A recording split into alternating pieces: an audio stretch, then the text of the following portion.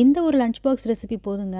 Exam டென்ஷன்ல இருக்க குழந்தைங்க சரியா சாப்பிடாட்டினாலும் ஒருவேளை இந்த சாதத்தை சாப்பிட்டா போதும், அவங்களுக்கு தேவையான calcium, iron, vitamin, mineral, protein எல்லாமே கிடைச்சிக்கும். இந்த தொக்கு ஒரு தடவை செஞ்சு வச்சுக்கிட்டா போதும், வாரத்துக்கு 2 தடவை கூட உங்க குடும்பத்தில் இருக்க எல்லாருக்கும் இதை லஞ்ச் பாக்ஸில் செஞ்சு கொடுத்து விடலாம். ரொம்ப ரொம்ப டேஸ்டாகவும் இருக்கும், ரொம்ப சத்தானதும் கூட. வாங்க எப்படி செய்யறதுன்னு பார்ப்போம்.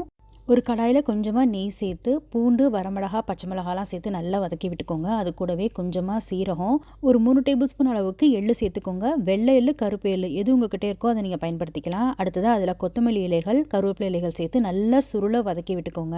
நல்லா வதங்கினதுக்கு அப்புறமா ஆற வச்சுட்டு ஒரு மிக்ஸி ஜாரில் சேர்த்து கொஞ்சமாக தண்ணி ஊற்றி நல்லா இந்த மாதிரி திக்கான தொக்கு அரைச்சி எடுத்துக்கோங்க.